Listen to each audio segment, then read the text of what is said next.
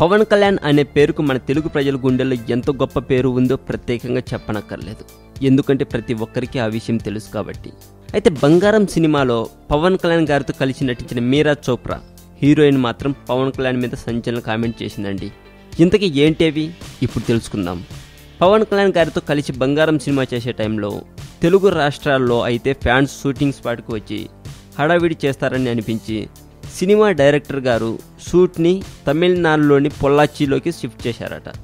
అక్కడ హోటల్స్ ఉండవు కాబట్టి అందరూ టీం మొత్తం కలిసి ఒక చిన్న గెస్ట్ హౌస్లోనే ఉన్నారట షూట్ మొత్తం అయిపోయే వరకు. అయితే పవన్ కళ్యాణ్ గారి సినిమా షూట్ అక్కడే జరుగుతుందని తెలుసుకున్న చుట్టుప్రక్కల గ్రామాల వాళ్ళు పవన్ కళ్యాణ్ గారిని చూడడానికి ఒక 10-20 వేల మంది వచ్చారట అక్కడికి.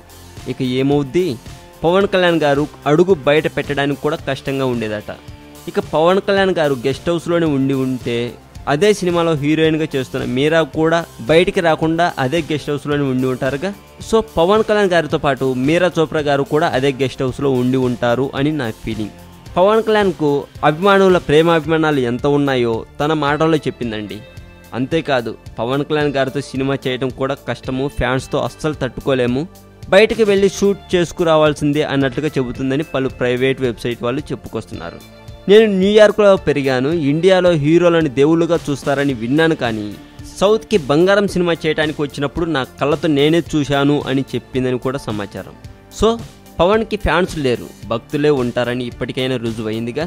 అది పవన్ కళ్యాణ్ అంటే.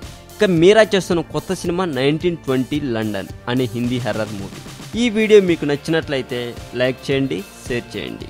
ఈ వీడియో మీద మీ కామెంట్ కూడా పోస్ట్ చేయవచ్చు. మరింత టాలీవుడ్ సమాచారం కోసం సబ్స్క్రైబ్ చేయండి టాలీవుడ్ సెంట్రల్.